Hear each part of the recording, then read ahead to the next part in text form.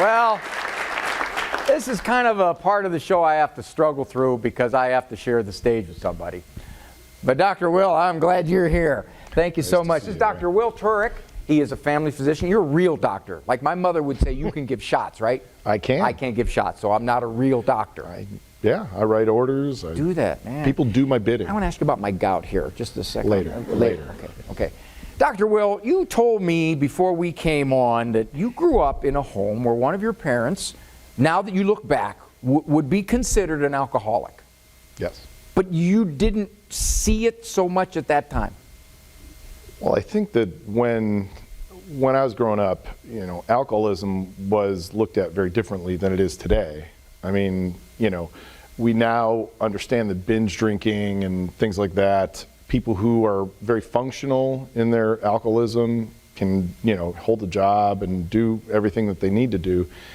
We didn't look at that as being alcoholic back in the 70s and probably into the 80s. So that was, I knew my mom drank. I knew that she'd go to her room and kind of isolate herself, but I didn't think that that was a qualifier for alcoholism. So I think that it took me a long time after she died to really come to terms with the fact that her drinking actually had an effect on her behavior, and it had an effect on our family dynamic. You didn't know what that was, though. I didn't have a clue. I knew lots and lots of people that were falling down drunk, and that's they what looked you thought alcoholism was. That was the definition that I thought. Disheveled, non-functioning person. Yeah. But your mom? No, she was very, very functional. She was on time. Her house was immaculate. She went to church. She said the rosary. She was very faithful. And she was an angry, nasty, difficult person to live with. And you just thought that was her personality? I thought so. I thought that there were a lot of angry, difficult people that I knew that I was like, well, I guess you just got to work around those people.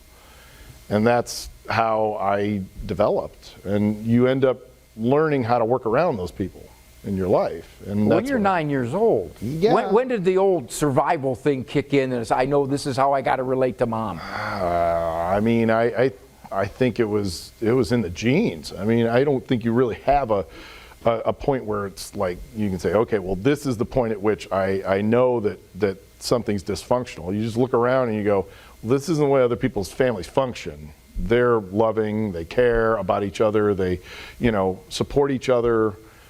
I didn't get that. That wasn't something that was a part of my family dynamic at all. The alcoholism altered your mother's personality. It altered her motherhood, warmth. It altered the fact that she was there full for her son. Yeah.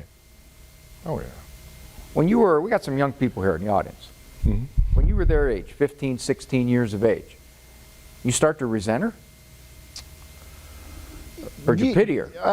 No, pity didn't enter into it for a while. I resented her, but when it's your parents, you love them, you revere them. I mean, when I got married, I told my wife that my mother was a saint.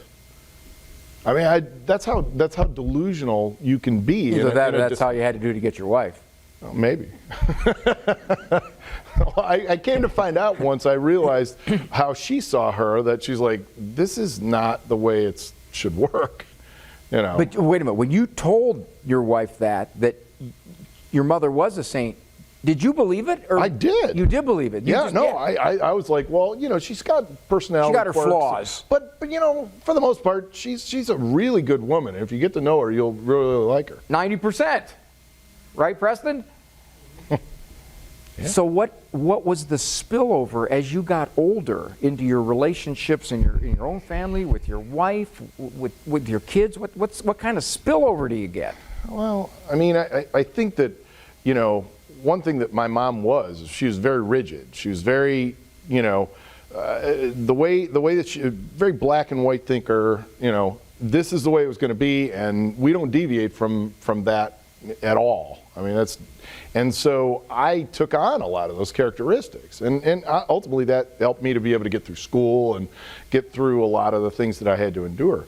But after I got through all those things, I mean, ultimately, I think I came to the realization that my wife's point of view informed me.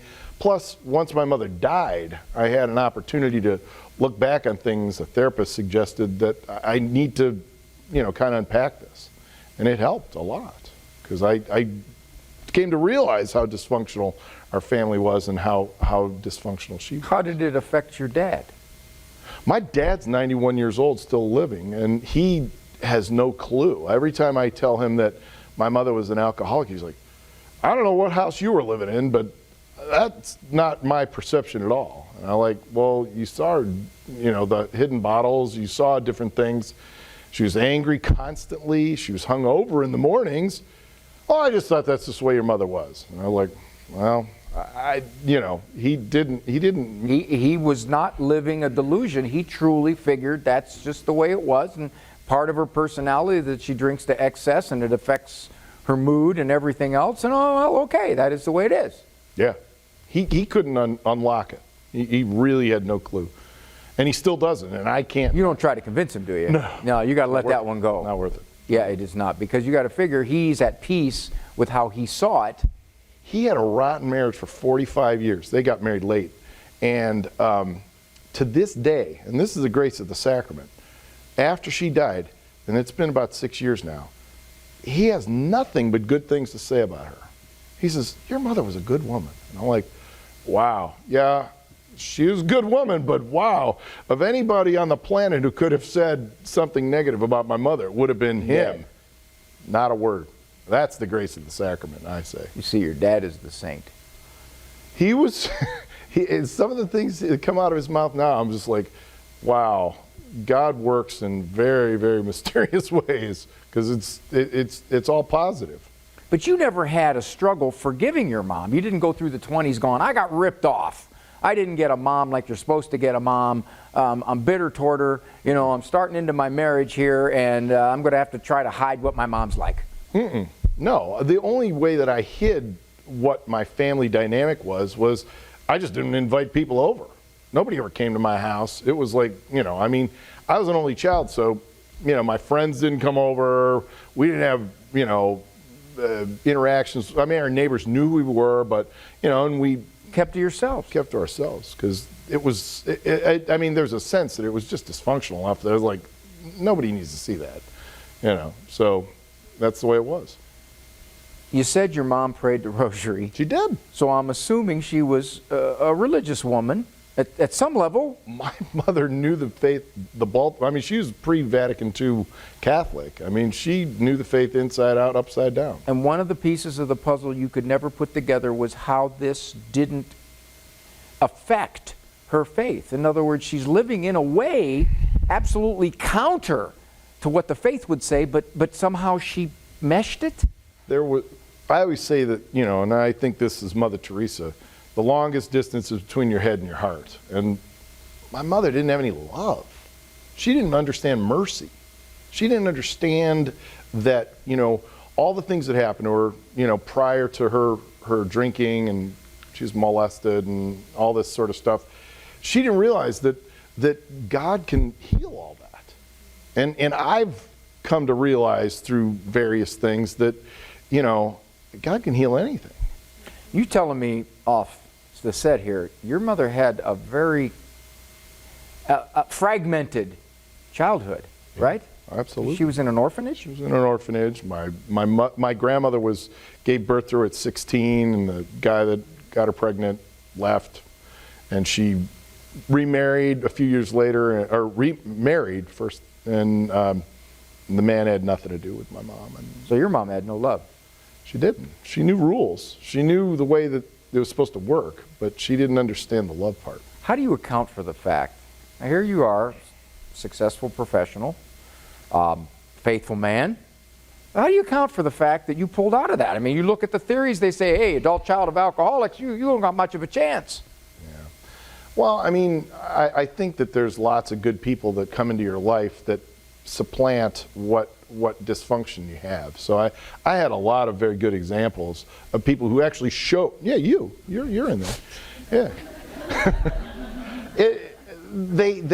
they supplied what others lacked in my life. And so, you know, I went to Benedictine High School in Cleveland, and the monks were very loving. That agape love was obvious, and it showed me that what my parents couldn't give me, they were able to supply. So it was and many others. I mean, not just them. And so I think that, you know, the negativity and the cynicism and all the bad stuff that happened in my house, not physical, purely emotional, psychological, can be fixed. God can fix anything in any situation. I mean, you look at, you know, some of these awful situations like in Rwanda or wherever. People come out of those not shell-shocked, but grateful. There've been a lot of psychological studies on what it is that makes someone a survivor, what it is that makes someone go through a stretch that most people it would take down. Yeah. And a guy like you not only made it through med school, but you found people in your life that could essentially fill in the gaps, kind of thing. My grandmother was a kind of a convert, I guess you could say. She was baptized Ukrainian Catholic and instructed when she married my step-grandfather into Roman Catholicism. And she prayed that she had a very simple faith, a very, you know, she couldn't quote Aquinas or anything like that. She had a 10th grade education. Said the rosary, 15 decades of the rosary every day for her only grandson, me. You got all 15 decades. Every day. See, man, I had several kids in my family. My mom prayed a rosary, but there were several of us, so I probably only got like 5 or 6 Hail Marys. You know. Wow. Well, what a story. What an inspiring story.